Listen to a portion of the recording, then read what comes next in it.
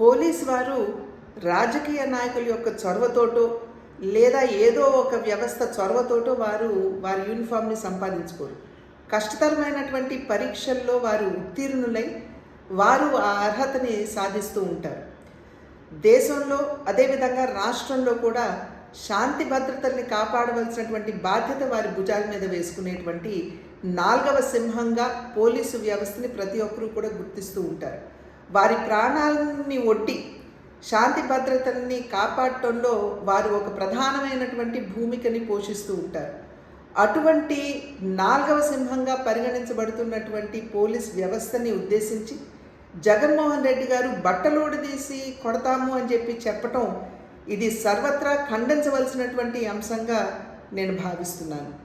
ఈరోజు ఏదైతే రామగిరిలో జరిగిందో, రామగిరి సత్యసాయి జిల్లాలో ఉన్నటువంటి సందర్భంలో సత్యసాయి జిల్లా ఎస్పీ ఒక మహిళ అనేటువంటి విచక్షణ కూడా కోల్పోయి ఈ రకంగా వ్యాఖ్యానించడం అనేది ఇది సమంజసం కాదు అని చెప్పి జగన్మోహన్ రెడ్డి గారికి తెలియజేస్తున్నాం. ఈరోజు ఈ పోలీస్ వ్యవస్థలో దగ్గర 5,000 మహిళలు ఉన్నారు అనేటువంటి విషయాన్ని జగన్మోహన్ రెడ్డి గారు గుర్తించాలి. ఇది కేవలం మహిళలు మాత్రమే కాదు, ఆ వ్యవస్థలో పనిచేస్తున్నటువంటి మహిళలు లేదా పురుషులకి సంబంధించి మాత్రమే కాదు, అసలు ఆ వ్యవస్థను కించపరచడం ఈ రకంగా వ్యాఖ్యానించడం అనేది ఇది ఎవరూ కూడా స్వాగతించదగ్గ విషయం కాదు అని చెప్పి తెలియజేస్తూ ఆ వ్యవస్థకి ఇవాళ జగన్మోహన్ రెడ్డి గారు క్షమాపణ చెప్పాలని చెప్పి భారతీయ జనతా పార్టీ డిమాండ్ చేస్తుంది.